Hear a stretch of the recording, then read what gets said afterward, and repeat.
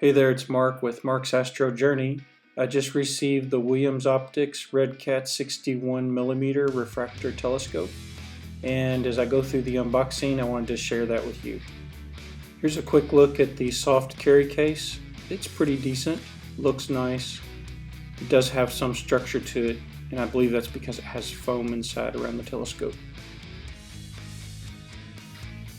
Let's open this thing up and take a look inside. Okay, this looks like either some type of product information or warranty card, so we'll open that up here in a little bit and take a look at that. Looks like they include an Allen wrench set, and of course some screws, no doubt for the carry bar / guide scope dovetail.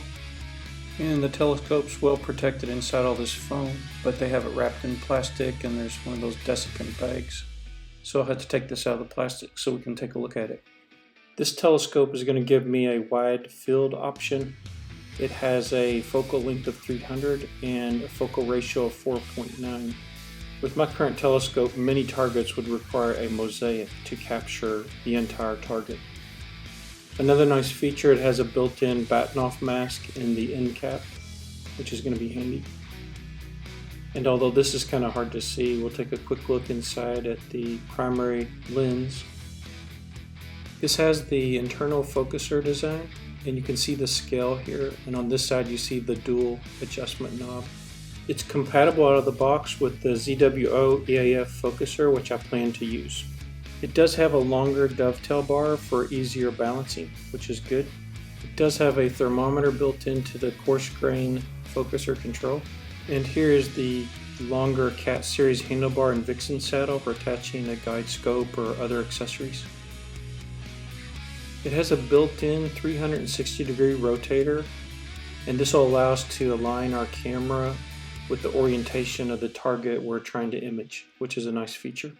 If we remove this cap, I believe these are M48 threads, and it also has M54 threads to facilitate attaching your equipment. It does have the built-in dew shield, which is also a nice feature.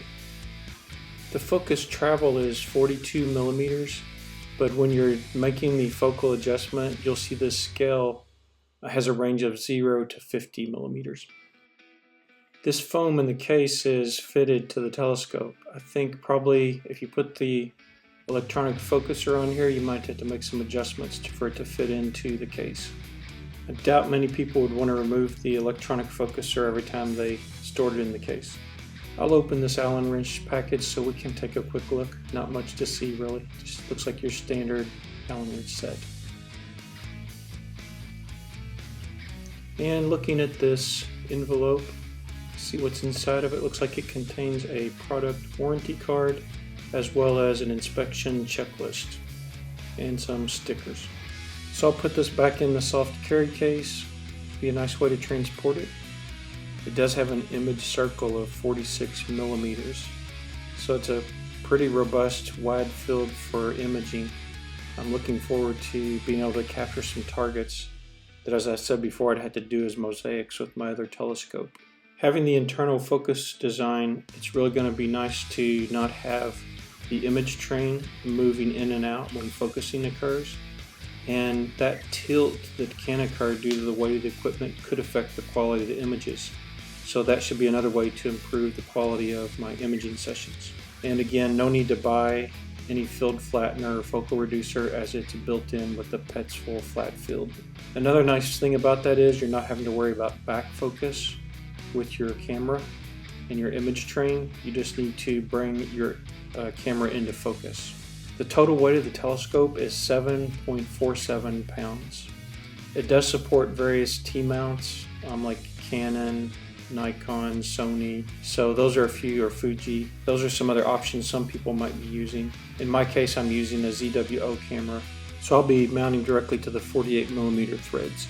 This telescope features the premium FPL53 glass, which is touted as among the best available glass for refractors today. So this should be one more factor in contributing to a better quality image. So I'm really looking forward to getting this set up with all the equipment attached to it, testing everything out, and also getting some nice weather and doing a first imaging session So subsequently I plan to post my first light with this and show a sample image I was able to produce. So I hope you enjoyed this unboxing. Please leave any comments you have. I encourage you to subscribe to my channel if you enjoy videos of this type, and I'm wishing you clear skies.